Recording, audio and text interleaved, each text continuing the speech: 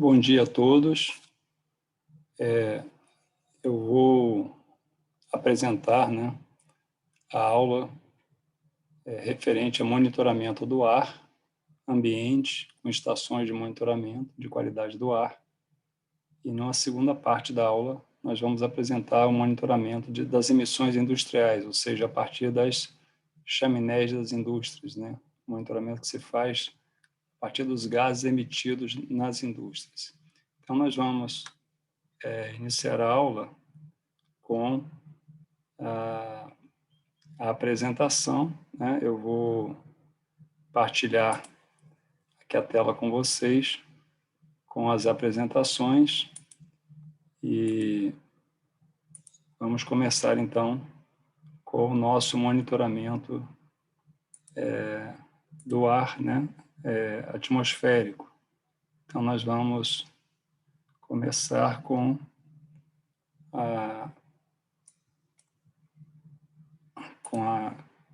os sistemas de monitoramento do ar em ambiente externo, para medir todas as fontes, a contribuição de todas as fontes para o ambiente que nós vivemos, geralmente o ambiente urbano ou industrial, que essas estações são montadas no ambiente industrial. Na verdade, é uma rede que existe no Brasil, principalmente em grandes cidades, e, na verdade, existe em 6 estados. E esses estados, na verdade, incluem o Rio de Janeiro, São Paulo, Espírito Santo, Minas, Paraná, e um outro que eu esqueci agora, mas então São Paulo, Paraná, Minas, Espírito Santo, e o outro agora eu esqueci, vou ficar devendo a vocês. Mas desses 6 estados, apenas 2 têm o resultado em tempo real, que é São Paulo e Espírito Santo. Esses 2, eles têm o resultado em tempo real. Os outros trabalham com resultados que são transmitidos para centrais, que depois vão processar os dados e depois vão tomar providência ou avisar ao público em geral. Mas os que dão resultado em tempo real, em placares e tal, são São Paulo e Espírito Santo. Então, nós vamos mostrar para vocês como que é feito esse monitoramento. O que nós estamos tratando, já que nós estamos num ambiente, nós estamos tratando de poluentes secundários. Então, nós vamos monitorar, nesse caso, os poluentes secundários, já que são poluentes que estão no ambiente externo, no ambiente atmosférico, na nossa baixa atmosfera. E, então, nós podemos monitorá-los em tempo real, como eu falei para vocês, depende do equipamento. O equipamento monitora, mede e transmite. Só que esse resultado só é aproveitado em tempo real em 2 estados brasileiros. Os outros processam os dados e só depois, então, é que vão emitir para o público. Então, a gente pode monitorar em tempo real no tempo em que são formados pelas reações que ocorrem entre os poluentes primários e os outros componentes atmosféricos, tais como o vapor d'água. Então, esse monitoramento, então, ele está pegando o que está ocorrendo em tempo real. Se você divulga ou não é outra coisa. Logicamente, depende também dos equipamentos, de uma série de coisas, mas a ideia é você medir em tempo real, ou seja, você não leva a amostra para o laboratório. Essas estações, elas têm toda a condição de processar as amostras no próprio local. Existem estações que você coleta a amostra e leva para o laboratório. São de custo menor, Isso também tem maior quantidade. Essas estações mais sofisticadas que eu vou apresentar para vocês, elas não chegam ao número de 400, em torno de menos que 380 instaladas no Brasil em funcionamento. Então, muito pouco, em 6 estados.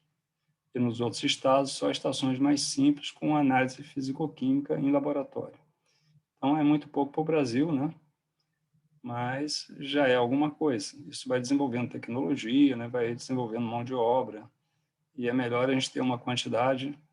Só eu lembrar que isso aí começou, eu mesmo comecei a ser estagiário nisso na década de 70 ainda, final da década de 70, em poluição do ar. Começou basicamente no Rio de Janeiro e em São Paulo, o monitoramento do ar. e muito ainda incipiente nessa época, e depois foi crescendo, né, até que se chegaram nessas estações automáticas, e isso ainda está pouco, como nós estamos vendo, né? Bom, essas reações, elas ocorrem, então, sob a luz do Sol. Então, muitas reações dessas, elas ocorrem, e principalmente durante o dia, né, sob a luz do Sol, né? Então, são as reações que acabam produzindo o smog fotoquímico, são reações fotoquímicas, né? E esse smog, então, ele ocorre também em áreas urbanas, e eu também mostrei para vocês já imagens de smog em área rural, né, lá na Europa.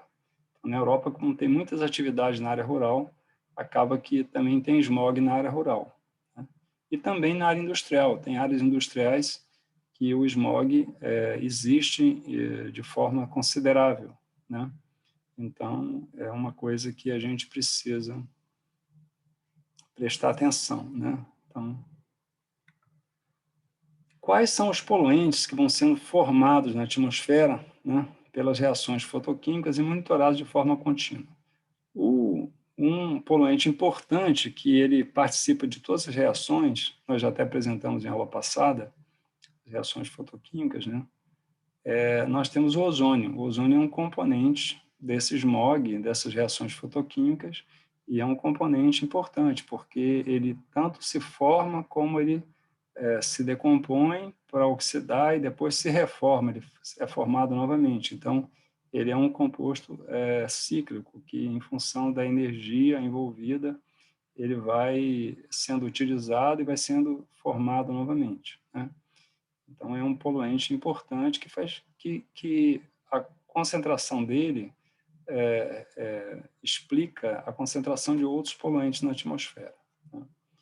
Existe também o trióxido de enxofre ou dióxido de enxofre, que também aparece na atmosfera, né?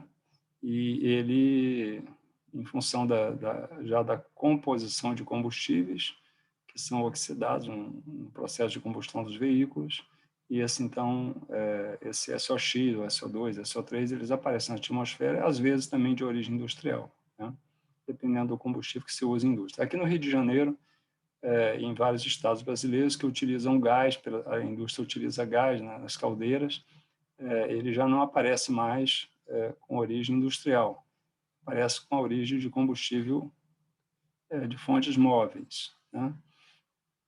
Fontes móveis de combustão. Então, caminhões, ônibus, principalmente, e em menos quantidade, veículos particulares, né? Veículos leves, né? O óxido de nitrogênio, que aparece em todo o processo de combustão. Nós já falamos que o ar atmosférico, ao passar pela câmara de combustão, ele gera o NO e o NO2. Então, são óxidos que são oriundos da temperatura, né, em função de câmara de combustão em alta temperatura, né? E, então, eles também são comuns na atmosfera onde ocorre a combustão. Então, as fontes móveis geram muito NO e NO2, né? Lógico que uma chaminé também de indústria que tenha combustão também vai emitir NO e NO2 em função do combustível, independente se está utilizando gás. Aí não importa qual é o combustível que ela esteja utilizando, ela vai emitir NO e NO2, né? O NOx. E então isso vai aparecer na atmosfera também, né? Então, essa fonte já pode ser de origem industrial. Então, você vai ter que verificar se na região tem emissões industriais, se tem emissões de fontes móveis, se é fonte fixa, fonte móvel, né? Quando você fala em aldeído, isso já é mais também função, né, de combustíveis. E, no caso, o combustível, geralmente, o álcool, né, que é um combustível reciclável, né? Então, o álcool ele é uma fonte limpa, né, de combustível, porque você pode retornar ele o CO2 à atmosfera, que depois vai para a fotossíntese, entrar na produção da cana-de-açúcar de novo. Então, é um combustível renovável, mas que durante a queima produz também o aldeído. É um dos poluentes que não existia normalmente na combustão da gasolina. né? Esse é um combustível novo. Então, nós tiramos o chumbo da gasolina, que era muito perigoso no ar, e introduzimos aldeídos, né? Porque o álcool mal queimado, ele produz aldeído. O aldeído participa também do smog, então, fotoquímico. Então, em cidades brasileiras, em que nós utilizamos bastante álcool, e o Brasil utiliza mais álcool no mundo, né, em termos de país, então nós temos uma atmosfera mais limpa, porque não temos chumbo, por outro lado, nós temos aldeídos. E com isso, o nosso smog é diferente. O nosso smog não é exatamente igual ao de outros países, né, por várias condições, e inclusive por essa, né. Nós temos também o peróxiacetilnitrato, que tem essa fórmula aí que vocês estão vendo, né? Vocês estão vendo aqui a fórmula, uma estrutura dele. Eu já tinha apresentado a vocês. E ele também é um componente do smog que já é um produto já de reações fotoquímicas, né? Então, ele já ocorre no final das reações fotoquímicas e ele não necessariamente é emitido por nenhuma fonte diretamente, ele é formado na atmosfera, tá? Você observa que tem vários produtos aí que nós podemos monitorar. Essas estações automáticas também monitoram hidrocarbonetos, né? Então, a quantidade de hidrocarboneto que está no ar, ou seja, aquilo que não foi queimado, também elas monitoram. E monitoram também o monóxido de carbono, né? Que eu não coloquei aqui. Isso aqui são as reações fotoquímicas, mas o monóxido de carbono e também os hidrocarbonetos, eles também monitoram, né? E podem também monitorar outras substâncias, tá? Aqui nós temos algumas reações, né? Que são reações apresentadas, né? Como reações fotoquímicas, em que nós temos aqui o NO, que é produzido na chama quente, na câmara de combustão, e depois ele é oxidado a NO2, né? Esse NO2 também, por ação do ultravioleta, da energia ultravioleta, ele é quebrado em NO e oxigênio nascente, o oxigênio atômico, né? Esse oxigênio atômico, com uma molécula de oxigênio, forma o ozônio. O NO, que era o óxido formado lá pela chama quente, na presença de ozônio, forma o NO2 e o O2.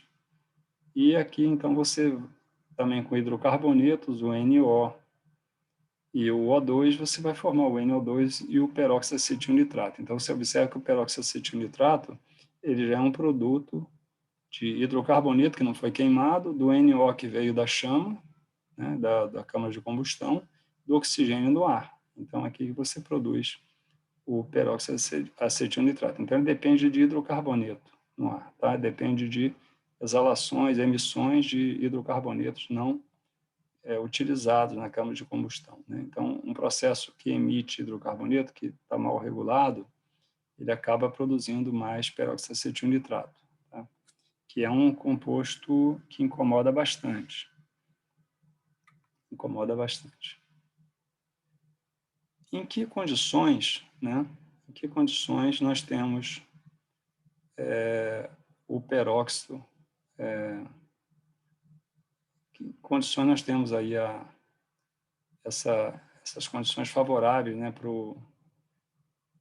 a ocorrência de reações fotoquímicas e principalmente para a formação de ozônio? Temperaturas excedendo a 32 graus, baixas velocidades de ventos, né, radiação intensa, baixa pluviosidade, em alguns lugares tem-se o smog marrom, em áreas urbanas, né, e aí você tem o ozônio, o peróxiacetilnitrato e o NOx. Então, esse aqui dá aquele smog marrom, aquela cor marrom. E outros lugares, o smog cinza, muito particulado, material particulado de 2,5 micrômetros. Então, material particulado, principalmente fuligem, né? Dá aquele smog cinza, oriundo de emissões de combustão industrial, óleo BPF ou veículos a diesel. Aqui no Rio de Janeiro, muitas vezes nós temos o smog cinza, né, na área central do Rio de Janeiro, em função de ônibus, né? Excesso de ônibus ali. Aqui também nós podemos encontrar também poluentes tóxicos e perigosos, né? Podemos encontrar o benzeno na gasolina, né? O mercúrio, o cádmio, dioxinas e furanos, que também já são compostos de queima irregular, né? Tricloroetileno e outros solventes clorados, né? Temos também os aldeídos, as cetonas, os álcools de combustão veicular de álcool, né? Ésteres, degradação de resíduos urbanos. Então, diversos compostos aí podem ser oriundos tanto de processos de combustão industrial, processos de combustão em veículos automotores, né, fontes de móveis, e esses tricloroetileno e outros solventes nós podemos ter também como emissões de indústria, né, que utilizam solventes, né. Os ésteres, por exemplo, já pode ser degradação de resíduo urbano, aquele cheiro de aterro de lixo, quando chove, dá um cheiro adocicado, esse cheiro é o cheiro do éster, né. E aí nós começamos a ter, então, as estações de monitoramento do ar. Essa estação aí, ela fica na Praça Santos Penha, e ela está localizada entre prédios, né? Não há uma localização ideal, mas como eles precisam de pontos naquele bairro, e aquele bairro está todo construído, o bairro da Tijuca, acaba que um ponto mais descampado ainda é a Praça Santos Penha, né? Eu já tive ano que apresentei essa foto, e os alunos perguntam, mas não tem, esse aí não vai ter interferência, né, esse prédio? Tem, sempre tem, mas é uma praça onde também as pessoas estão passando, estão respirando, tem árvore aqui, né? Essa localização aqui não é das melhores, não, mas de qualquer maneira, aqui à esquerda tem passagem de ônibus, né? Tem ponto de ônibus, tem muita gente pegando ônibus ali, tem muito trânsito de pessoas. Então, acaba que funciona com interferências, mas é um dado bom que você tem. Como nós estamos trabalhando com particulado fino, isso acaba também não sendo muito influenciável, né? Então, partículas grosseiras podem ser retidas nessas árvores e tudo mais, mas partículas finas não. Gases também não, né? Então, acaba que funciona, mas não é a situação ideal, né?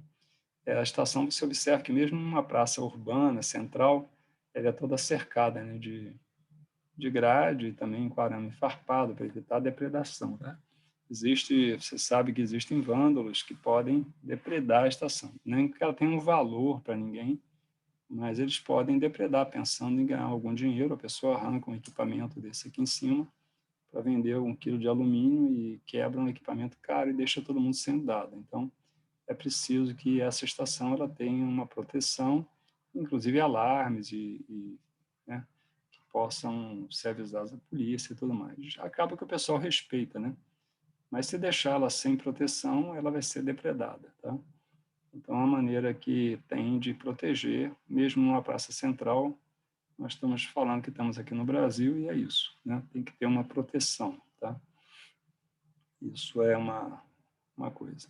Aqui você vê que tem logos aqui da Petrobras, né, com a prefeitura, então são programas que muitas vezes as empresas, para conseguir licenciamento, ou de algum programa que ela tem de investimento, de incentivo fiscal, ou mesmo um projeto dela, que ela, então, participe do monitoramento do ar e invista nas estações de monitoramento ou ajude a pagar o monitoramento, né? Então, por isso que tem o logo aqui de empresa junto com o da prefeitura. Essa estação aqui é da prefeitura.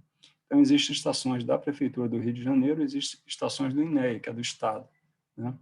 E muitas são partes de programas com empresas automobilísticas ou mesmo empresas, no caso de petróleo, que é a Petrobras, né? E é assim que esses programas vão se desenvolvendo. Às vezes, quando uma empresa compensa, né, a licença dela, dando algum equipamento, ajudando no monitoramento.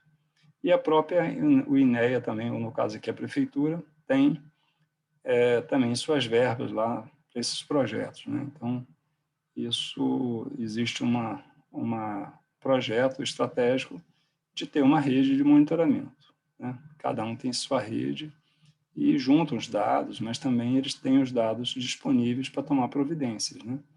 Então, isso ajuda bastante. Essa estação aí, nessa foto, nós, nesse dia, fizemos uma visita, vou mostrar outras fotos a vocês. A estação está aqui, né? Ela tem... Deixa eu voltar aqui a foto anterior. Aqui em cima você tem uma estação, tem dados meteorológicos, e que a foto não está ajudando muito, mas aqui você tem uma estação meteorológica, aqui você tem um pluviômetro, né, que vai medir aqui a entrada de água. Aqui você tem uma entrada de gases, que vão ser medidos automaticamente. E aqui também você tem um captor de partículas. Então, ele faz uma mudança, né, de direção para as partículas grossas. Então, você coleta as partículas finas de 2,5 micrômetros. Tá? Tem um medidor de velocidade do ar, temperatura, tudo aqui. Então, tem uma estação meteorológica e também uma estação de monitoramento, então, com os coletores de ar. Aqui, nesse lado aqui é a partícula, e do lado de lá são os gases. E o resto aqui são medições pluviométricas. Aqui, uma outra visão da estação, né, que é uma estação fixa, então, na Praça Santos Penha. Ela realmente está cercada de prédios, né? E aqui, então, nós vamos ver por dentro agora, tá? Esses dados são obtidos automaticamente, né, são registrados e transmitidos para uma central que tem na prefeitura com o computador, tá? E também na sede da empresa que opera a estação, né? Depois são gerados relatórios. Esses relatórios eu gostaria que vocês procurassem tanto na prefeitura do Rio de Janeiro, quanto no INEA, quanto na CETESB, em São Paulo, e também no órgão do Espírito Santo, né, em Minas Gerais, também. Todos esses órgãos têm. Mas o do Espírito Santo é bem desenvolvido, o de São Paulo também é bem desenvolvido, inclusive o modelo matemático, o modelo do ar, de monitoramento atmosférico, foi desenvolvido no Espírito Santo, por empresa de lá, que já tem muitos anos fazendo isso, e fornece para os outros estados. Então, é um estado que detém tecnologia nisso, porque lá tinha contaminação do porto, lá de Tubarão, né? Que jogava muita poeira na cidade. Então, a cidade sempre reclamou de poluição atmosférica e sempre trabalhou em cima disso. Então, o Espírito Santo é um estado que tem um know-how bom nisso.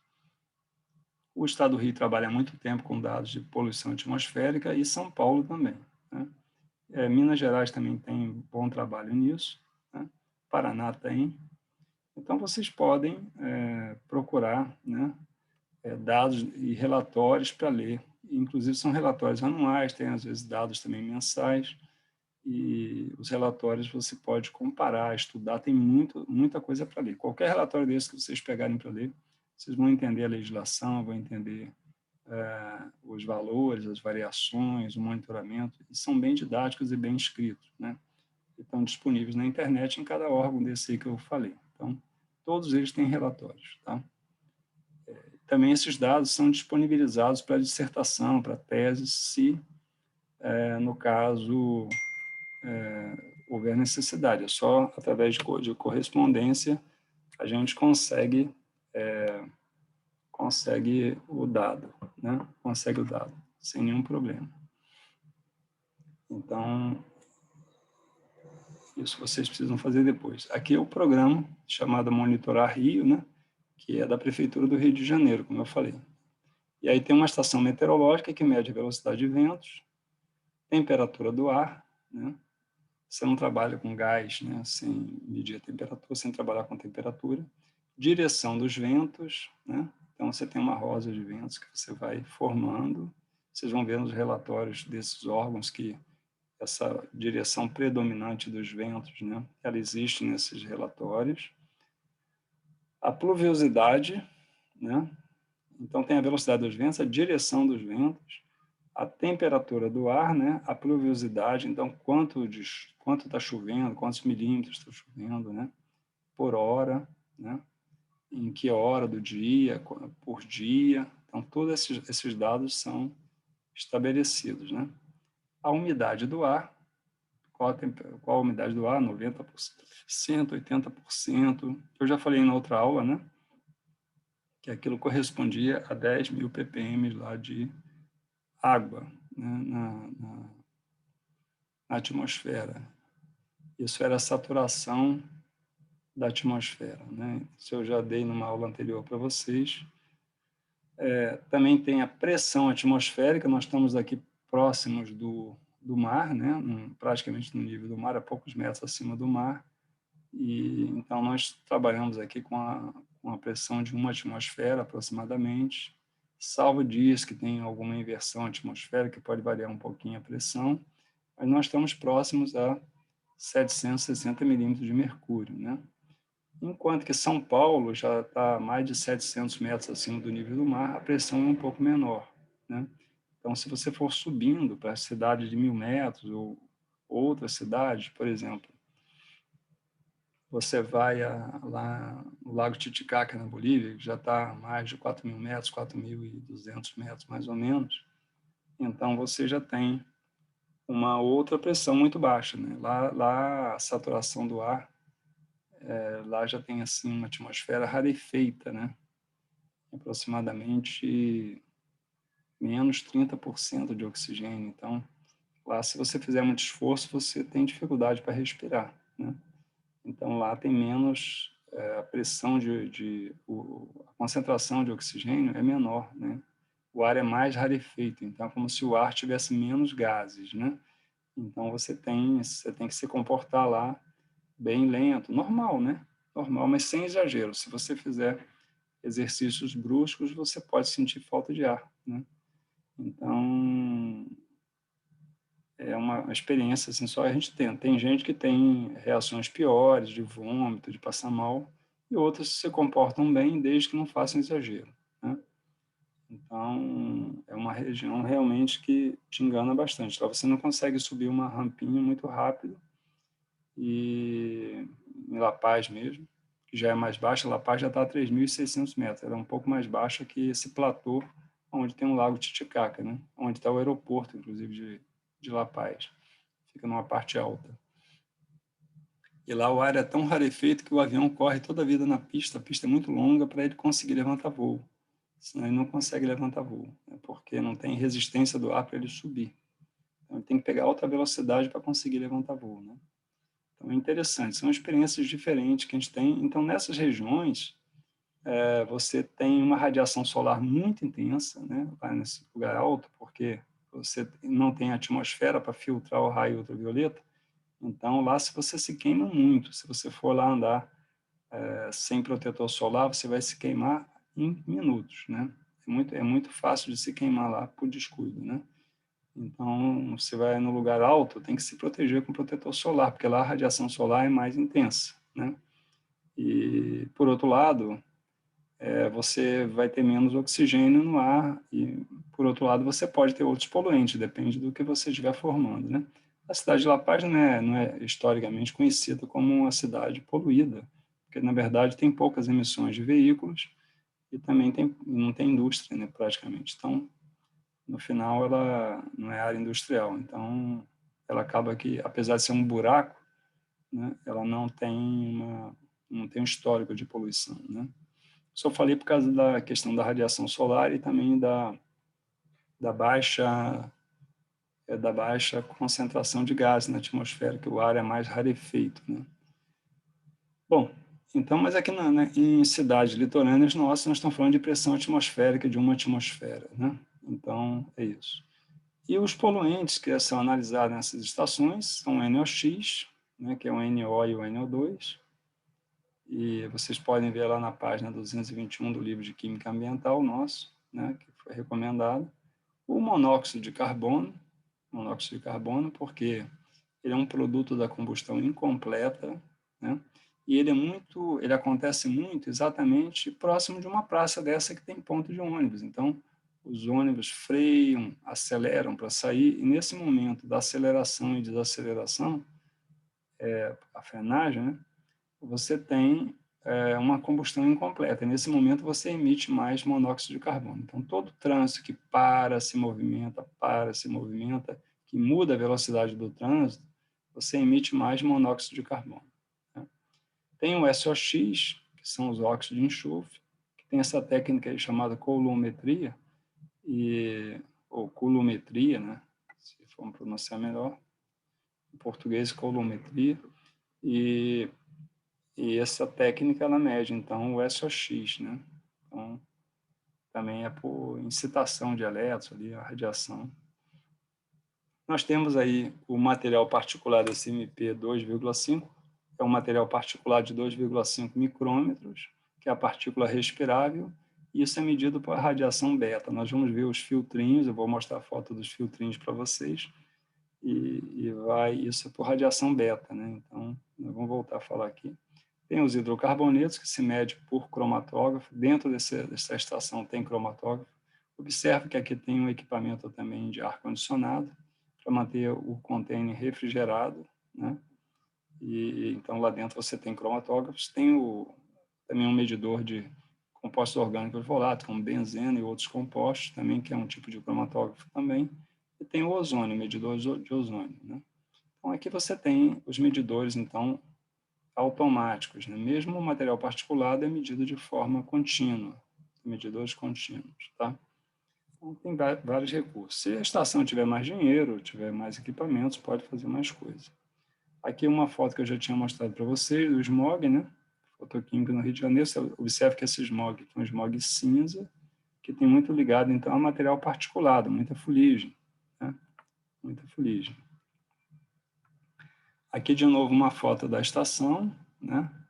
Aqui, essa parte aqui de medidor, então, de precipitação de chuva, né? E aqui você tem a entrada de partículas. Essa cabeça aqui, ela faz uma mudança de direção das partículas. Então, só entra partícula fina aqui para baixo, tá? Aqui está dando para ver o anemômetro girando aqui, está medindo a velocidade do ar, tem medidor de temperatura aqui também. E você tem, então, medidores de umidade, né? Então, aqui nós temos aqui vários equipamentos, então, ligados tanto à meteorologia quanto também à própria estação de ar. E desse lado esquerdo, nós temos o tubinho de entrada de gases. Aqui estão entrando os gases para fazer aquelas análises cromatográficas de hidrocarbonetos, de compostos orgânicos voláteis, do ozônio, do monóxido de carbono, todos os gases passam por aqui. Por aqui passam partículas. Mais uma foto aqui do equipamento de gases, né? Esse medidor aqui, esse de precipitação, ele mede continuamente a água, tá? Ele vai ter um tipo de uma balancinha aqui dentro que vai medindo a água, que vai caindo, então ele vai dando a chuva no tempo imediato que ela ocorre, não é para encher o volume, não. Ela vai medir, vai caindo e vai sendo medida, tá? E vai registrando, então, por tempo. Esse aqui é dentro do, tá vendo essa tomada de ar aqui externa?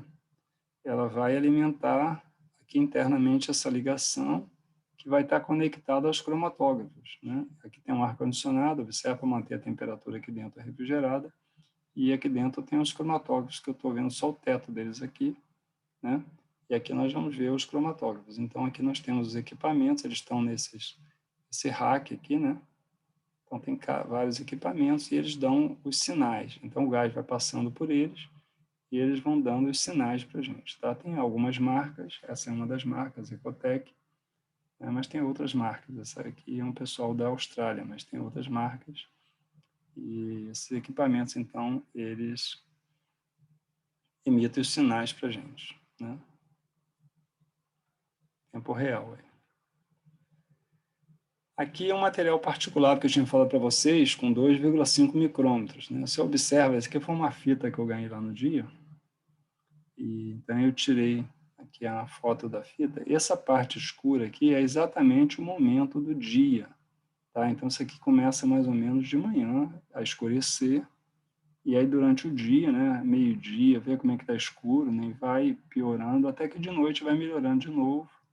E aí, de madrugada, vai ficar mais limpo e de manhã começa de novo a escurecer. Eu vou mostrar uma fita de 24 horas, mas eu queria mostrar para vocês esse quadradinho. Vocês estão vendo que tem um quadradinho aqui, né? Então, na verdade, lá em cima, que eu tinha mostrado, junto com a estação meteorológica, tem uma cabeça lá que entra gás com partícula. A partícula que chega aqui embaixo é a partícula fina. Isso aqui, então, é o que vai para o seu pulmão. Isso aqui, então, se você estiver lá na Saint-Pen nesse horário, você vai estar respirando isso aqui. Isso aqui vai chegar no seu pulmão, tá? 2,5 micrômetros. Então, é menor que 2,5 micrômetros, vai chegar no seu pulmão, isso aqui no trato respiratório inferior. Então, vocês observam o perigo que é você estar respirando ar num ambiente poluído, né? Ambiente urbano poluído. Então, isso faz muito mal à saúde. Isso é uma das coisas que mais prejudica a saúde de pessoas na cidade grande, né? Material particulado, porque isso vai para dentro do seu pulmão, vai para dentro do pulmão e isso impregna no seu pulmão, né?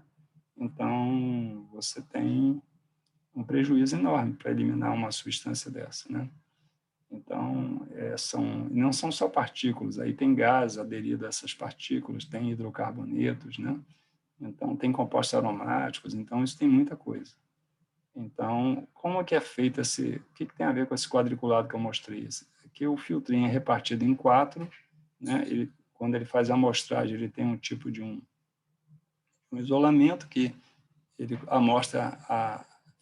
coleta a amostra em 4 setores do filtro, e depois aquela radiação beta, que é um sistema, então, com radioatividade, que ele emite a radiação beta, que é uma partícula, é um elétron, né, na verdade, são elétrons que são emitidos, e esses elétrons são jogados aqui em cima e eles medem, então, a quantidade de partícula que tem aqui, e com isso convertem em micrograma por metro cúbico, porque você sabe a quantidade de ar que o filtrinho filtrou. Então, aquele tubo, ele sabe quanto de ar está passando pelo filtro, esse volume é medido, e depois, pela quantidade de partícula, você divide essa quantidade pelo volume de gás, e o resultado, então, é em micrograma por metro cúbico, né? Então, é um resultado também que é dado a cada meia hora, nesse caso aqui. Esse aqui não é imediato por minuto, é por meia hora, tá? Porque ele tem que acumular uma certa quantidade de gás, né, num intervalo de tempo, né? Não dá para acumular pouco tempo, porque senão o resultado vai ficar com baixa sensibilidade, então precisa acumular bastante, tá? Mas aqui predominantemente é carvão. Eu já fiz análise disso aqui em fluorescência por raio-x e basicamente só deu carvão, né? É lógico que a gente sabe que tem outros elementos, mas é tanto carvão que ele inibe a presença de outros elementos. Aqui eu mostrei essa caneta aí, não é a caneta do Bolsonaro, essa caneta que nem era presidente ainda. Então, eu coloquei só para a gente ver o tamanho da fita, né? Para vocês terem noção aqui do tamanho dos filtrinhos e tudo mais. São filtrinhos mais ou menos de uns 2 centímetros de diâmetro, né? Pequenos, e talvez até menos que 2 centímetros. E aqui vocês observam que durante a noite é claro, tá vendo? Isso aqui é madrugada, vai ficando claro, e depois começa a ter trânsito de novo, e começa a escurecer, não é? Depois de tarde se mantém, tem uma hora que melhora um pouquinho, depois o trânsito começa a apertar de novo até a noite. Então, isso aqui vai 9, 10, 11, e aí começa a ficar claro de novo meia-noite, né? Então, você observa que poucos momentos do dia ele está limpo, né? Mais de madrugada mesmo. O resto está todo, se tiver trânsito, tem partícula, né? E aí o ar está poluído, certo? Então, isso é um problema que existe, né, na nossa atmosfera. Eu gostaria que vocês fizessem, respondessem, né, algumas perguntas que eu estou colocando aí, né? Quais as origens dos poluentes atmosféricos? Pelo que vocês já viram até agora. O que você entende por poluentes primários, né? Quais são os poluentes primários? Descreva as suas principais origens e seus impactos no meio ambiente. Isso é lá da primeira aula. Nossa, segunda aula, né? Durante um dia de poucos ventos, isso já é um problema. Céu limpo na cidade do Rio de Janeiro, foi observada uma grande variação do NOx ao longo do período diurno. Como você explicaria esse fenômeno? Eu gostaria aí que vocês estudassem tanto no livro de Química Ambiental, quanto procurassem esses relatórios desses órgãos ambientais e verificassem como que varia, como que é a curva de variação do NOx ao longo do dia, tá? Então, isso é importante. Aí vocês vão entender. Aí depois que vocês entenderem essa variação e por que varia, vocês vão pegar aí essa questão minha que eu coloquei de poucos ventos, né? Céu limpo. Então, tem radiação solar, tem poucos ventos, tem uma condição, vamos dizer, de estabilidade da atmosfera, e aí vamos ver como é que esse NOx pode variar ao longo do dia, tá? Então, vocês vão ter que ler um pouquinho para tentar entender essa questão. Ela é simples, mas ela precisa de várias informações, tá? Defina as reações fotoquímicas, né? Demonstre a sua importância para a qualidade do ar e apresente exemplos. Então, eu dei já algumas reações, vocês podem mostrar outras reações, podem mostrar uma reação com mais detalhe, podem mostrar a questão do envolvimento de energia, né? Como é que ela é, se ela é uma reação espontânea, se não é. Então, tudo isso aí vocês podem, as energias envolvidas, né? Então, tudo isso vocês vão poder mostrar aí. quais as principais reações fotoquímicas em baixa atmosfera e na alta atmosfera, né? Então, quais são as principais reações? Quando a gente fala em baixa atmosfera, nós estamos falando de até 400 metros, onde tem uma influência dos gases emitidos pelas cidades, né? Quando você está falando em alta atmosfera, são as reações que ocorrem lá na estratosfera para proteger, né, a entrada de radiação ultravioleta na Terra. Então, a absorção lá por ozônio. Mas lá é outra camada, é outra coisa. Mas era bom vocês lerem isso e entenderem, tá? Em quais condições o ozônio pode ser benéfico ou maléfico para o meio ambiente? Então, está exatamente ligado a essas reações em baixa atmosfera e em alta atmosfera, né? Então, procurem ver isso, porque essa questão, vocês na área de engenharia ambiental vão muitas e muitas vezes ter que explicar isso às pessoas, né? O ozônio, afinal de contas, é maléfico ou benéfico? Aí as pessoas perguntam e você tem que explicar isso com bastante desenvoltura, né? Então é bom ler direitinho, entender e a gente, na próxima aula, a gente conversar sobre isso. O que é a inversão térmica, né? O que é a inversão térmica? Também esse fenômeno ele favorece, né? Favorece o smog, mas ele não é necessariamente o smog, ele favorece. E como é que ele ocorre, essa inversão térmica, né? Então é importante vocês entenderem isso e mostrar como é que ele se relaciona com o smog, né? Como é que a inversão térmica ocorre. E à medida que vai ocorrendo o smog, vai também tendo uma diferença de temperatura, né? Que não é anormal mais. Então, gostaria que vocês olhassem isso com atenção, né? E nós pudéssemos, então, discutir isso numa próxima oportunidade, né? Eu vou trocar o slide aqui, eu vou colocar um segundo slide, que esse aqui voltou, desculpe.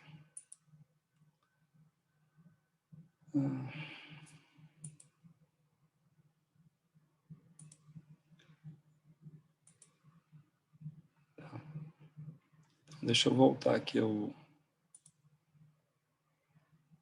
deixa eu voltar aqui o meu...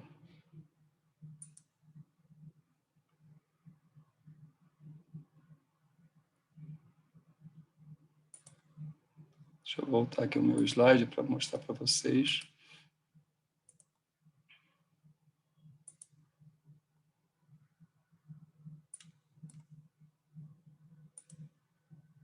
Então, aqui nós temos o sistema de monitoramento de emissões industriais. Primeira parte da aula, eu mostrei para vocês o sistema de monitoramento ambiental, né, de cidades, que se monitora automaticamente em cidades, né? E agora eu vou mostrar para vocês como é que a gente monitora as fontes, como é que a gente monitora as indústrias, os processos de combustão, naquilo que está emitindo para a atmosfera, não é isso? As fontes de emissão. Tá? Sistema de monitoramento de emissões industriais, eu vou mostrar para vocês, principalmente emissões industriais. Aqui nós temos o que nós monitoramos nas emissões industriais. Os poluentes de combustão industrial, né? Material particulado, principalmente, o monóxido de carbono e o dióxido de carbono. Por que o dióxido de carbono? Porque quando você tem uma proporção, né, boa de CO2 saindo, significa que a sua combustão é boa. Se você tem pouco material particulado, a sua combustão é boa, você tem pouca fuligem, né? E se você tem também menos CO, você está conseguindo queimar bem o combustível. Então, nesse caso aqui, o CO2 é um poluente? Inclusive não é bom em ambiente interno, quando a gente está dormindo, porque ele cria um desconforto, nós vamos estudar isso mais na frente. Mas, por outro lado, no processo de combustão, ele é o desejável, você tem que queimar o combustível e tem que virar CO2 e água. Então, quanto mais CO2 você conseguir em função do combustível que você está queimando, é melhor, né? Você tem que ter menos monóxido de carbono. Você tem o SOx, que depende da composição do combustível. Se o seu combustível tem baixo teor de enxofre, você não vai ter baixo SOx.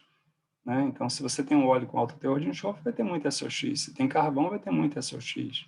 Mas se você tem gás, você não vai ter SOx, praticamente. Né? Se você tem um processo de combustão com a temperatura alta, você vai ter um NOx, os óxidos de nitrogênio. Se você não está queimando bem um hidrocarboneto, um óleo, você pode ter emissão de hidrocarbonetos. E também deve ter bastante monóxido, deve ter bastante material particulado, porque a sua combustão não está boa, por isso que está emitindo vapores de hidrocarbonetos. Se você colocar excesso de ar, e a referência aqui no caso é o oxigênio, o que está acontecendo? Você às vezes quer dizer que está poluindo pouco, você está emitindo pouco poluente. O que você faz? Passa mais ar pela câmara de combustão, ou seja, piora ainda mais a combustão, porque a câmara fica mais fria, que ainda é pior. Ao mesmo tempo, você está jogando ar para diluir os seus poluentes. Então, o que o órgão ambiental faz?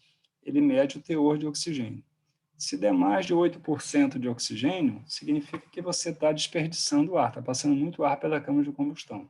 Então, eles não aceitam, eles aceitam até 8%, já que o ar tem praticamente 20%, um pouquinho mais que 20% de oxigênio, então eles toleram que você tenha 8%.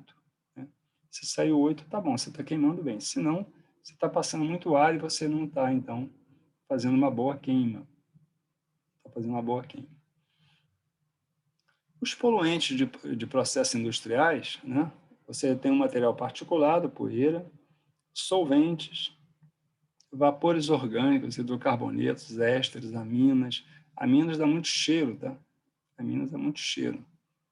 E vários outros, compostos com potencial odorífero, né? O SOX, quando é fábrica de ácido sulfúrico, quando é fábrica que trabalha com minério sulfetado também, sulfetado que tem sulfeto, tem enxofre. Quando se oxida, vira SOX, né? Gás amoníaco, ácido clorídrico, metais, né? Nós temos aqui os metais, tá? Então, também pode ter emissão de metais no ar. Então, por exemplo, níquel, cádmio são cancerígenos, né? Mercúrio também é um problema sério. Chumbo, né? Saturnismo também, ele dá muita... Então, você pega uma indústria de metalurgia emitindo isso, você vai ter problema com a população próxima, né? Então, os outros gases depende da quantidade que é emitida e do cheiro, né? Então, você tem fontes características de amônia, por exemplo. O ácido clorídrico, ele corrói tudo, né? Não só tem um efeito ácido sobre você, como ele corrói materiais, dá prejuízo a todo mundo. Então, cada solvente desse aqui, ou cada material, cada poluente, ele tem uma característica de incômodo a terceiros, né? E aí você vai...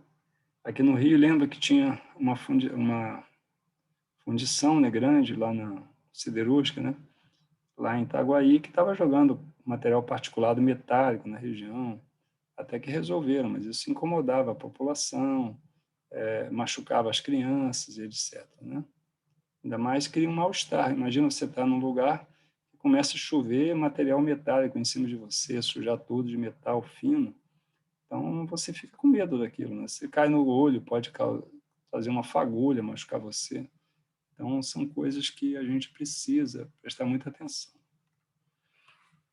Aqui você tem uma chaminé, né? Com predominantemente vapor d'água. Você vê que é um vapor d'água, o céu está azul, né? E o vapor está condensando. Então, é um processo de combustão que está sendo bem feito e pode ser também, às vezes, um aquecimento de um material qualquer que emite água para secar, né? E os vapores d'água saem aqui em cima. Então, isso acontece. Às vezes, nem é um processo de combustão direto, é um aquecimento de um material que você precisa secar e o vapor d'água sai em cima, encontra a atmosfera, né? E ele condensa, formando essa nuvem branca. Então, necessariamente, isso não é poluente, tá? Quando é branco assim. Pode até ter poluente, mas não necessariamente é. Pode ser simplesmente vapor d'água. Aqui já é uma escala antiga, que vocês vão ver que ela tem uma maneira mais moderna de fazer também, mas é uma coisa simples, que o fiscal olhava, né, e podia tomar providência, e pode olhar ainda, chama escala de Ringman. E essa escala, você pega um papel, tá vendo? Aqui tem um padrão, tá vendo? Mais preto, um pouco menos, cinza escuro, cinza claro e mais esbranquiçado. E você olha contra a fumaça, você olha lá para a fumaça e você vê com qual parte ela se parece. E aqui tem as notas, então você começa, quanto mais escuro, pior, né? Então você começa imediatamente até da rua, do lado de fora da fábrica, você pode já dizer o quanto que aquela fumaça pode estar fora do padrão, né? E aí, logicamente, que você pode fazer a medição mais sofisticada que nós vamos mostrar, mas, ao mesmo tempo, existe uma correlação com essa escala de Ringman, principalmente nos processos de combustão. Isso aqui é para processo de combustão, tá? Emissões de chaminé que estejam relativas a processo de combustão. E aí você vai comparar. Antigamente se usava esse cartãozinho aqui, pode-se usar ainda, né? Mas existe também a possibilidade, desculpe, a possibilidade da gente usar esse cartão e, ao mesmo tempo, usar também um sistema de celular, né? Existe um aplicativo em celular que você foca o seu celular, a câmera do seu celular para a fumaça e, através do aplicativo, ele já te dá a densidade, tá vendo? Aqui está dando uma densidade de 43%. Né? Então, está dizendo que a fumaça tem 43% de partícula aqui. Aqui ele dá uma medição. Então, você simplesmente foca um celular que já tem um programinha, né? Tem um aplicativo para isso, e aí já te dá o resultado. Né? Então, aqui está numa escala 3, ele vai até 5, tá? 1, 2, 3, estava assim. Tá? Pode ser 4 ou 5. Então, a escala é essa. Né? Então, aqui já deu a escala 3. Então, você olha na hora. Então, você é um fiscal, você é um técnico. Não precisa ser fiscal, você pode ser um técnico. Você baixa o programa, você está trabalhando na empresa, olha só, vocês têm que regular aí o processo, porque está saindo a fumaça muito escura. Né? E aí, com isso, a pessoa consegue ter um resultado. Né? Aqui, também, ele pode transmitir, né? Tá vendo? Porque eu estou no meu celular, então no celular você pode medir e transmitir. Você pode transmitir o resultado na hora. Então, aqui ele está medindo, por exemplo, a fumaça que está saindo de uma descarga de veículo. Né? E aí ele começa já medindo a fumaça do veículo. Tá? E aí, se estiver queimando, saindo fumaça muito escura, ele já pode emitir para um setor que pode dar uma multa na hora. Então, o fiscal está aqui medindo, ele já manda o resultado, já manda a placa daquele veículo, o horário, tudo certinho, pode ser uma multa ali na hora. Né? Porque aqui já é um resultado, é um sisteminha calibrado. Tá? Sisteminha calibrado. Então, ao invés do fiscal ficar olhando com aquele papelzinho e ele dizendo o que ele acha parecido, você pode ter um equipamento calibrado, né, que compara com a fumaça e já te dá a escala. Né? Isso é melhor. Se esse equipamento for calibrado, for verificado e tal, e o método for validado, isso aqui tem valor legal, ainda mais na mão de uma pessoa treinada aí, com poder legal, que é um fiscal, e aí ele vai poder emitir. Então, eles estão aqui fazendo uma blitz, e essa blitz vai obrigar a pessoa, então, a fazer regulagens boas do carro, né? Senão ele vai ser multado. Tá? Antigamente, no Rio de Janeiro, tinha uma campanha das fumaças pretas, né? Fumaça negra, não lembro. E isso gerou muita melhoria nos ônibus, a ponto dos ônibus que já não aguentavam mais pagar multa, eles, então, contrataram engenheiros mecânicos para as oficinas deles e, com isso, melhoraram a manutenção da frota, né? Eles assumiram essa responsabilidade com registro no CREA e tudo mais para evitar que a polícia parasse eles na rua. E, por outro lado, eles melhoraram a qualidade também das emissões dos ônibus, que eram horríveis, e depois melhorou muito depois disso. E, logicamente, também, muitos e muitos carros também, ônibus e caminhões melhoraram também. Né? Aqui dali é fonte móvel, né? Aqui eu tenho agora uma fonte fixa, tá vendo? Eu tenho uma chaminé. Observa que esse pessoal aí está numa plataforma que foi montada na chaminé, na parte superior da chaminé, vocês estão vendo? Está próxima até da saída, né? Você fica lá em cima, você pode levar uma baforada dessa e até morrer. Então tem que ficar a uma certa distância, mas nós vamos ver no outro desenho qual é a distância recomendável que a gente vai escolher para montar a nossa plataforma. O que foi feito aqui? Ó? O cara colocou um guindaste, tá vendo? Para subir com os materiais, porque senão a pessoa tem que ficar subindo em condições difíceis com os materiais, então eles contrataram um guindaste para colocar aqui em cima. Então, vocês já viram que a amostragem de chaminé não é uma coisa que se possa fazer toda hora. Então, eu tenho um planejamento, né? Tem a frequência, mas não dá para ficar com gente lá em cima. É uma equipe cara, que no caso nós estamos vendo 3 pessoas, mas pelo menos 2 pessoas fazem esse trabalho. Não é nunca menos que 2 pessoas, são pessoas qualificadas. geralmente é um de nível superior e um técnico, pelo menos, né? E você ainda tem que ter esse apoio, tá vendo? Um guindaste trazendo coisa. Essa plataforma que foi montada, essa aqui, possivelmente foi montada para essa amostragem, porque ela não está nem pintada, né?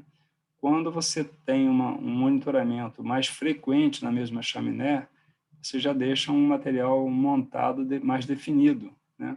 Então, você deixa escada de acesso, você deixa um monte de coisas já prontas, ela bem pintada para não corroer, para na próxima vez já está tudo pronto para você fazer. Aqui foi montado, você observa que está queimada, que a chaminé deve ter sido aberta com um maçarico, né? Então, queimou a tinta, etc. Mas isso se faz, né? É comum também fazer. Tá? Então, aqui eles estão com os amostradores, que eu vou mostrar como funciona, para a gente coletar o gás que está saindo pela chaminé. Tá? Isso se chama amostragem isocinética, ou seja, amostragem na mesma condição que o gás está passando dentro da chaminé. Então, você tem o gás com uma certa velocidade aqui dentro e o sistema seu de coleta coleta na mesma velocidade. Para quê?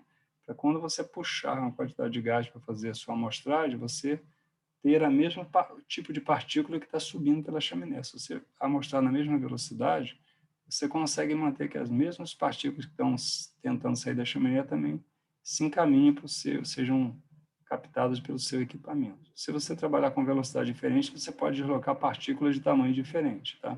Então, é a chamada amostragem isocinética. Também é feita na mesma temperatura e pressão, tá?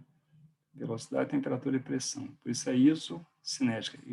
Condições de velocidade, de movimento, né, iguais, ISO, né? É assim que é feito. Bom, e você observa também que eles estão no tempo, né? Estão no tempo. Aqui, se chover, eles estão expostos, então eles programam para que não seja o dia de chuva. Isso é uma coisa. Então, a sua amostragem pode mudar também de dia, ela tem que ser muito bem programada, planejada, e está arriscado também a mudar. Você perder dia de coleta, tem que fazer outro dia. Porque ninguém vai subir aqui com chuva, né?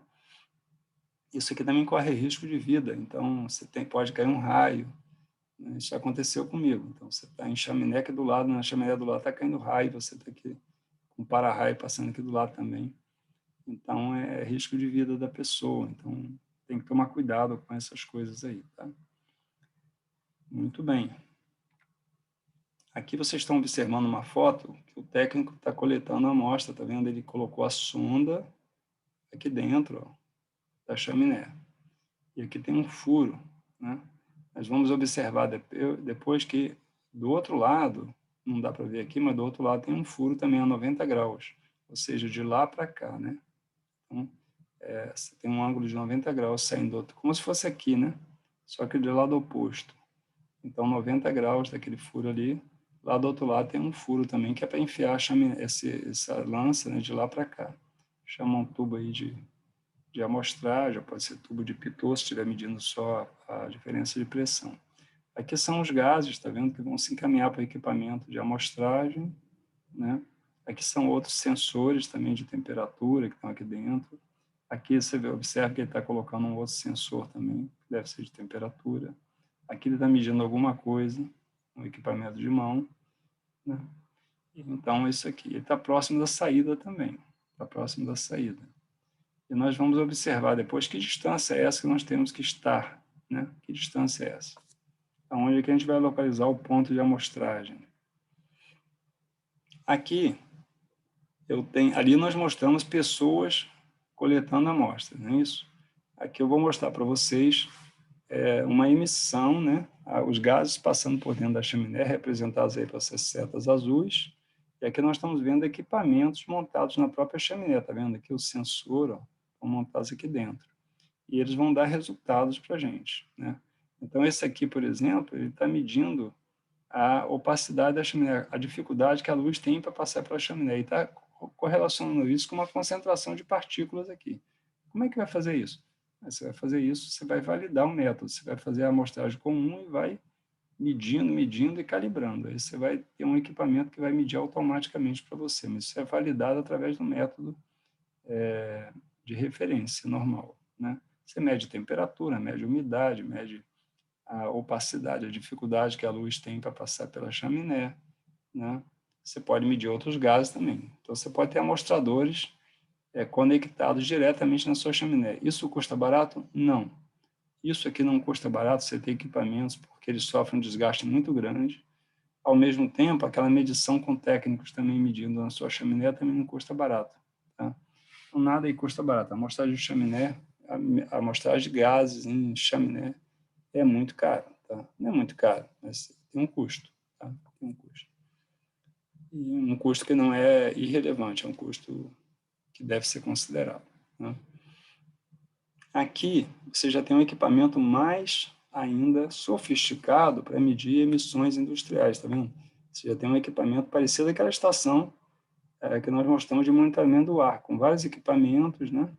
Aqui você tem vários também sisteminhas de resfriamento de gases e tal, para poder conseguir alimentar esses equipamentos, já que eu estou tratando de uma chaminé que é muito quente, é diferente daquele sisteminha de monitoramento de ar que eu mostrei da prefeitura, que trabalha com ar ambiente, temperatura ambiente. Aqui não. Aqui você está trabalhando com gás a alta temperatura. Você não vai poder enfiar isso no cromatógrafo, você tem que resfriar. Se você resfriar demais, você condensa substâncias. Então, tem um monte de coisas aqui que tem que ser validadas. É um método que tem que ser validado, não é isso? Então, quando você coloca sistema automático em chaminé, o equipamento é mais caro, até do que aquele de ambiente externo, né? Porque as condições de amostragem são totalmente diferentes. E aqui nós temos também um equipamento para medir, por exemplo, a eficiência de um filtro de manga. Depois, nas próximas aulas, eu vou explicar para vocês o que é filtro de manga. É um filtro que filtra partículas que estão no ar, né? Que está sendo emitido por uma indústria. Então, filtro de manga pode ser utilizado em processos industriais também. Tá? É um tecido espesso, tecido, um feltro, na verdade, chama feltro agulhado. O feltro trançado não é um tecido, é uma maçaroca de fios que se chama feltro agulhado.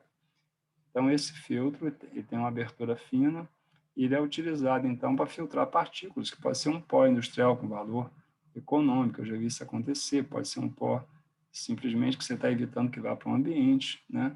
E ele que mede a eficiência, que está medindo 2 miligramas por metro cúbico, porque está trabalhando com gás concentrado, então ele está medindo o quanto que saiu, se pode medir menos.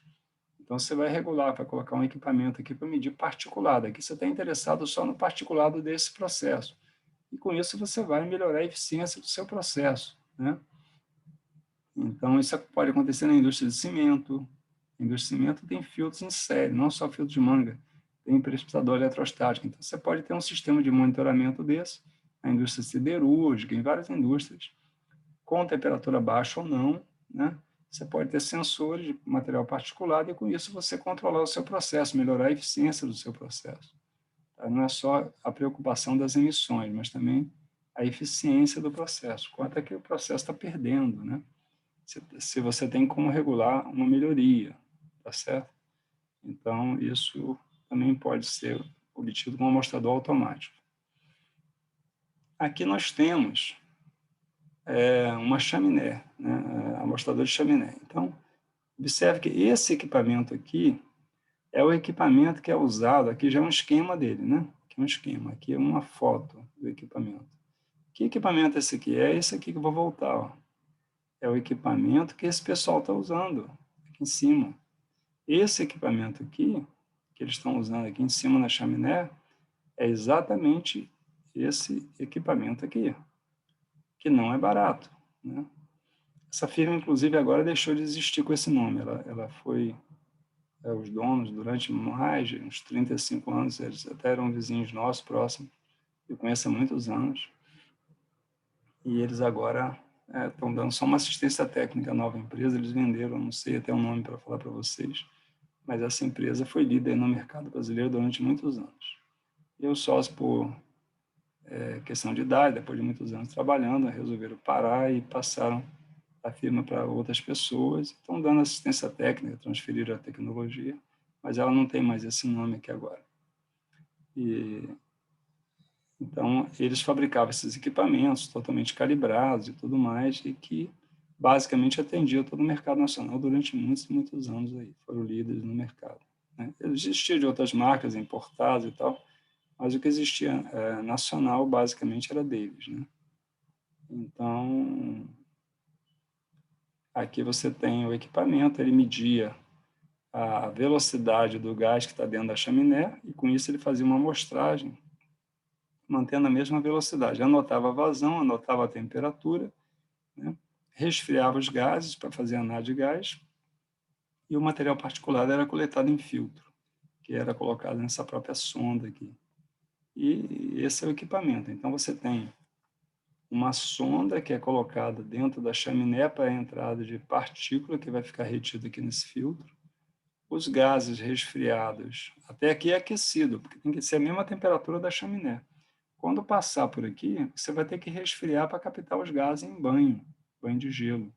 Aí você vai ter que já resfriar o gás, né? O que esse manômetro aqui está medindo? Aqui é um tubo de pitot, está medindo a diferença de pressão, a velocidade, a pressão estática e a pressão cinética. Então, você vai ter um deslocamento aqui na coluna de líquido e, com isso, você vai ter a vazão, a velocidade de gás. A velocidade de gás na chaminé com a área da chaminé, com o diâmetro da chaminé, vou voltar aqui, ó. Tá vendo que eu tenho um diâmetro na chaminé, né? Pode ser menor, maior. E aí, em função da velocidade, da diferença de pressão, eu tenho a velocidade. E a velocidade vezes a área tem a vazão. Então, com isso aqui, eu meço a vazão. E com essa velocidade, eu calculo e regulo o equipamento para captar os gases aqui, para manter, então, na mesma velocidade que ele está passando aqui na chaminé, ele entra por esse tubinho aqui. Então, a mesma velocidade daqui vai ser a mesma de lá. Porque se eu captar numa velocidade muito grande aqui, as partículas maiores entram aqui no tubinho, ele desloca da corrente de ar e entram no tubinho. Eu vou mudar a minha composição. Então, é importante eu coletar na mesma velocidade que ele está subindo aqui, para não mudar nada, nenhuma partícula mudar de direção. Tá? Então, isso é importante por isso. Por isso, é a amostragem isocinética. Você mede a velocidade e, na mesma velocidade, você coleta por aqui. Como é que você vai coletar aqui? Você tem a área do tubinho, você tem a velocidade, você tem a vazão. Aí você começa a medir a vazão. Pela vazão, você faz a conta inversa e mantém a velocidade. Aí tem lá as maneiras mais práticas de fazer isso para quem está no campo operando isso, né? Muito bem. Aí você tem uma bombinha de vácuo, né? Você tem um manômetro de vácuo aqui. Você tem a bomba que faz o vácuo. Aqui você faz um ajuste numa válvula, né?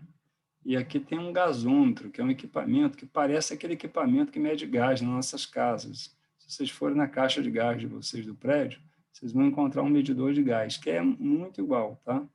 Esse do nosso prédio tem tanta precisão quanto esse que se usa na medição aqui nesse equipamento. Então, você tem um gasômetro, um acumulador, que ele vai medindo quantos metros cúbicos de gás que passou aqui, né? Tem um termômetro para dar a temperatura, e aqui também eu posso calibrar isso tudo com um manômetro. Aquele mesmo manômetro que for usar na chaminé, eu posso usar para calibrar aqui o meu gasômetro, né? E aí eu vou estar com ele aferido. Então, é um equipamento que você vê que é uma tralha, não é uma coisa leve. Isso que duas pessoas já se sacrificam para carregar, e você sai disso aqui de um carro, depois você vai para dentro da indústria, sobe lá na chaminé com isso. Olha só, não é uma coisa rápida, né? Então, você fazer uma amostragem dessa aí, numa chaminé, você vai gastar praticamente um dia, né, para fazer isso, se for bem acessível, né? Ainda pode perder tempo e etc. E aí tem que limpar esse material, geralmente se suja, tem que limpar, recalibrar, mudar de ponto, né? Lógico que o que se suja são essas coisinhas aqui dentro. As outras coisas se mantêm.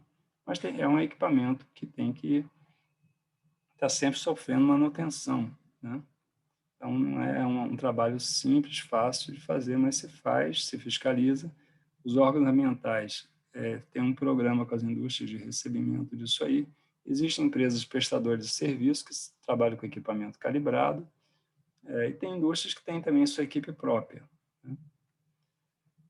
Aqui uma foto, né, de um amostrador, não é isso?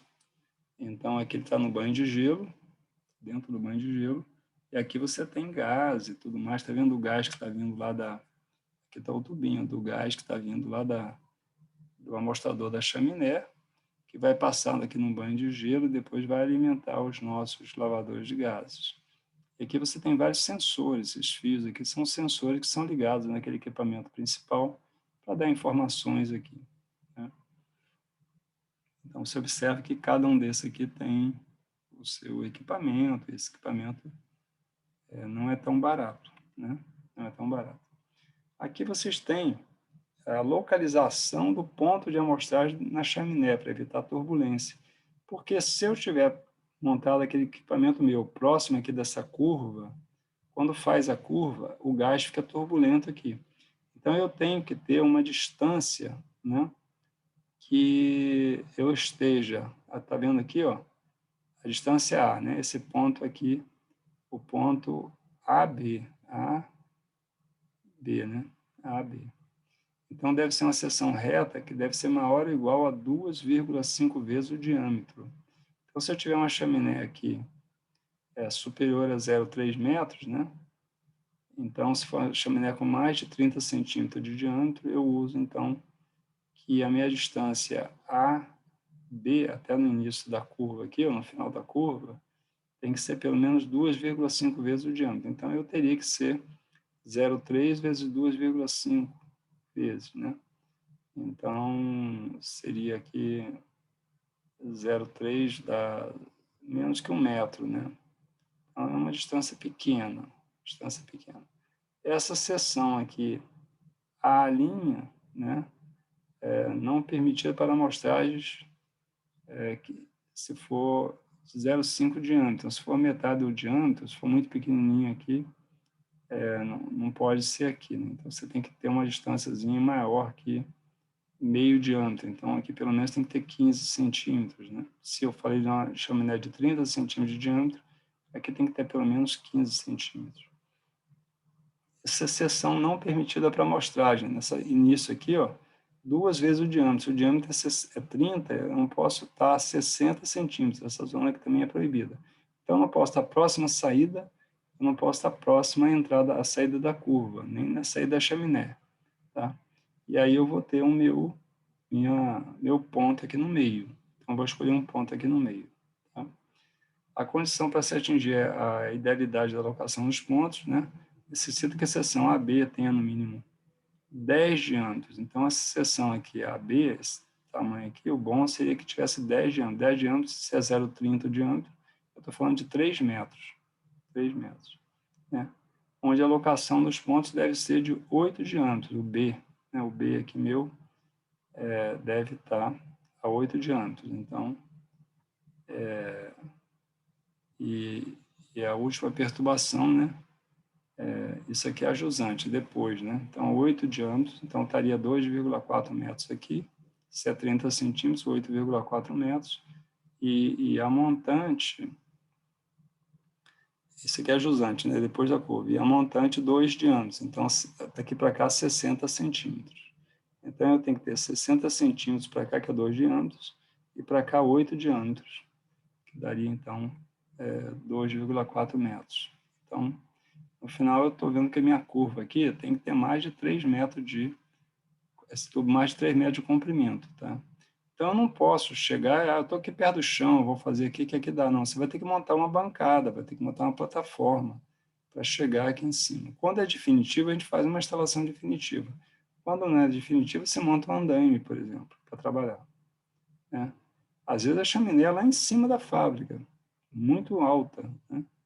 Então, você vai ter que ir lá de escadinha para ir lá trabalhar. E como é que você leva a tralha toda? Você vai ter que bolar uma maneira de levar a tralha, né? Então, você observa que, até para vocês pedirem, se vocês forem fiscais, tem que pensar o que vai pedir, organizar junto com a empresa, para que ela faça isso de forma segura, né? Para evitar um problema, porque é um dado que é caro e é um dado que precisa ser gerado, mas precisa ser gerado também em condições adequadas, né?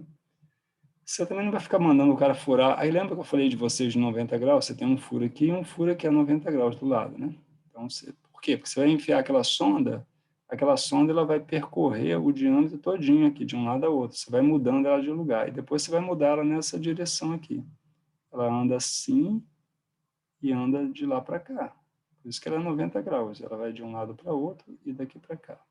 Então, você vai fazer um mapa de vários pontos aqui internos, você vai mudando ela, e quando você percorrer toda aquela malha, existe um método para isso, e esse método é da BNT, esse método está totalmente da NBR, norma brasileira, né? e ele está totalmente regulamentado e já de acordo com as empresas e com os órgãos ambientais, está muito bem definido. Existem cursos também para a pessoa aprender a fazer isso, mas o equipamento também é caro, né? Tem até ex-aluno meu que tem empresa disso, que trabalha com isso, e já conheci outras pessoas, né, que tem empresas, gente que já trabalhou muitos anos e tudo mais. Então isso é um mercado que tem no Brasil. O Brasil tem muita empresa siderúrgica, muita metalúrgica, muita empresa de cimento, né? Empresas que emitem pó, minerações, etc. Então tem muita medição para ser feita, muita concorrência, muita coisa para acontecer. Então tem um mercado, isso é interessante, mas tem envolvimento de equipamento, tem treinamento e tudo mais, né? Calibração de equipamentos, trabalhar com algum laboratório de apoio, para você ter o seu próprio laboratório para poder dar o apoio para preparar o material, né? Então, isso aí é uma...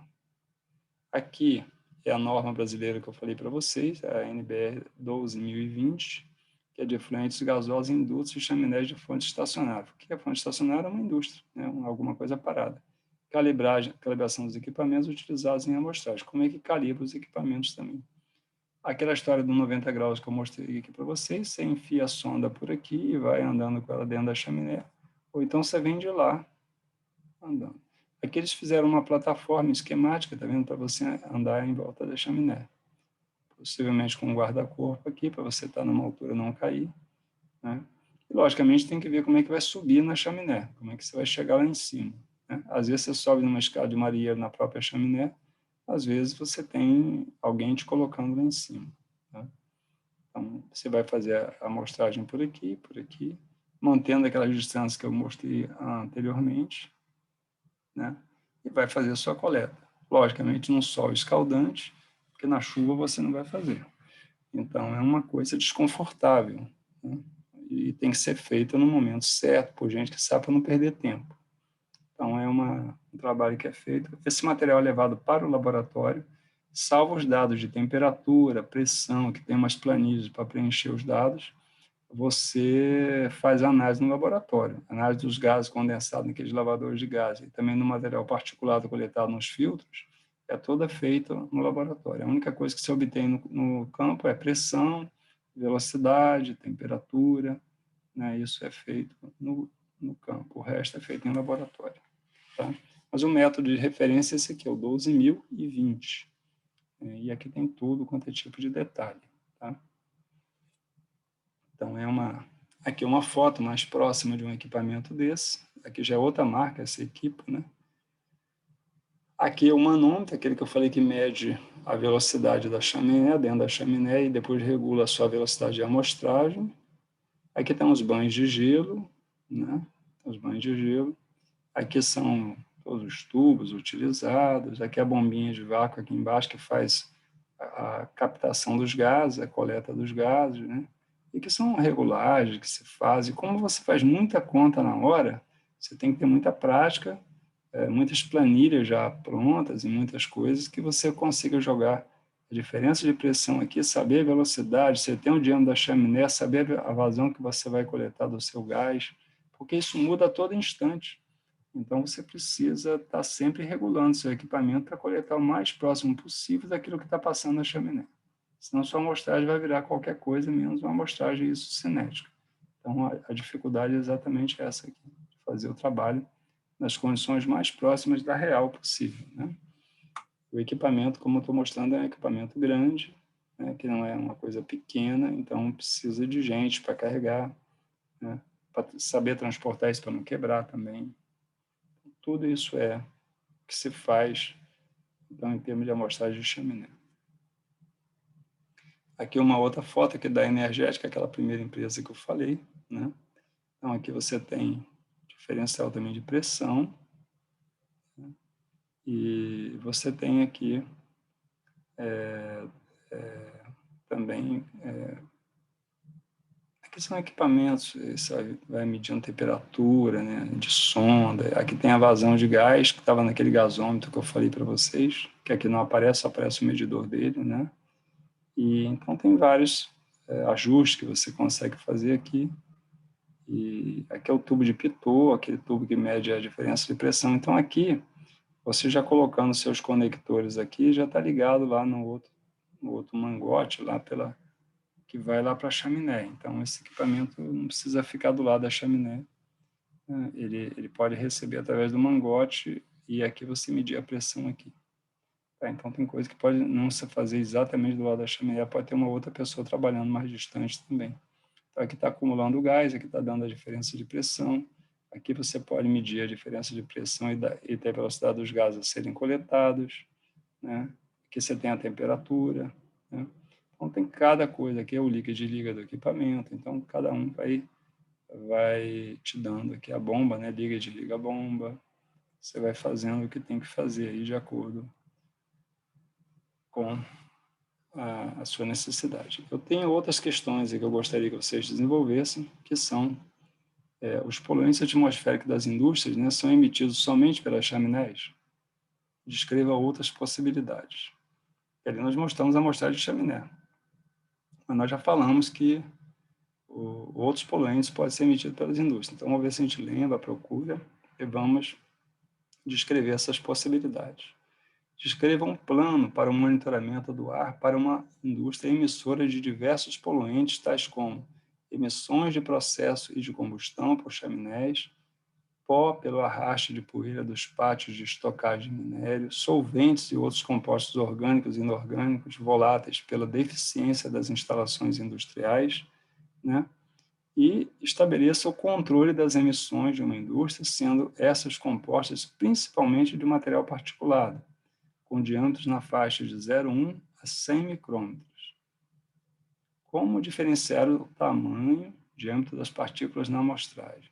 Então, estabeleça o controle das emissões de uma indústria, sendo essas compostas principalmente de material particular. Então, eu tenho uma indústria que tem poeira sendo emitida com diâmetro que vai de 0,1 a 100 micrômetros, e eu queria que vocês escolhessem os equipamentos que deveriam estar em série colocados para a gente controlar essa emissão. A aula sobre esse assunto eu não dei ainda, então não fiquem apavorados, porque eu vou falar sobre esse assunto com vocês, mas já fiquem atentos quando eu falar, até para vocês me fazerem perguntas. Quando eu falar dos equipamentos de controle de poluição industrial, que eu vou mostrar para vocês, a gente vai falar sobre isso e vocês me perguntam. Fiquem atentos para me perguntar, porque a gente vai desenvolver isso. A qualidade do ar do ambiente interno das empresas pode colocar em risco a segurança ambiental? Então, se você tem uma qualidade ruim, né, no ambiente interno da empresa, será que existe a possibilidade de causar até um acidente? Que tipo de acidente poderia ocorrer? Tenta descrever. Veja as possibilidades, veja histórico, se já ouviu falar em acidente pela qualidade do ar de ambiente interno. Tá? Então, aqui nós temos questões, algumas que vocês ainda não estudaram, alguma coisa, mas nós vamos chegar lá, né? E o importante é que essas questões todas aí já foram questões de prova na época de aula presencial. Então, é importante vocês irem estudando, escrevendo, redigindo, pesquisando, né? Reescrevendo, para ficar uma coisa bem montada, porque senão isso não fica na cabeça da gente, tá bom? Então, é preciso que vocês comecem também a trabalhar em grupos de, no máximo, 3 pessoas, de 2 a 3 pessoas. 2 eu acho bom, 3 já é quase demais, né? 2 pessoas faz bom trabalho. E vamos começar a montar respostas, estudar, pesquisar, né, para a gente ter respostas disso, que depois isso vai fazer parte de nota, tá? Mas não se preocupe com a nota no momento, se preocupe com a pesquisa e tudo mais. Como essa aula nossa foi gravada, nós vamos trabalhar eu vou mandar mensagem também, vocês já teriam recebido a mensagem sobre a forma de comunicação nossa durante a aula pelo YouTube, pelo chat, mas não se importa que depois também anote as perguntas, que as perguntas que ficarem duvidosas para vocês, mesmo vocês revendo o vídeo eventualmente naquele ponto, nós vamos conversar na próxima aula, tá certo? Então, eu agradeço a presença de todos, né? E a gente volta, né? Com a aula, inclusive, direta, né? Na sexta-feira. Desculpe, na quinta-feira. Então, vamos continuar e a gente já viu bastante informação, né? São muitas informações, e eu queria também que vocês lessem o livro na parte correspondente, né? Vocês não vão encontrar exatamente organizado assim, mas vamos lendo, né? Vamos lendo, vendo como as coisas são feitas, vamos olhar norma, vamos olhar legislação, vamos olhar relatório dos órgãos ambientais, porque é assim que a gente vai formando conhecimento. É muita fonte diferente, muita coisa, né? Depois a gente faz visita quando for possível, e tudo isso aí vai nos levando à formação nossa, mas é importante exatamente esse monte de informações. Existe uma quantidade enorme. Eu gostaria que vocês lessem aqueles relatórios dos órgãos ambientais, vissem até a diferença entre órgãos ambientais, né? E depois a gente vai discutindo isso, tá bom? E daí sai muito material para dissertações e etc. Tá? Então, nós vamos terminar nossa aula. Eu vou agradecer a vocês e voltamos aí na quinta-feira. Obrigado.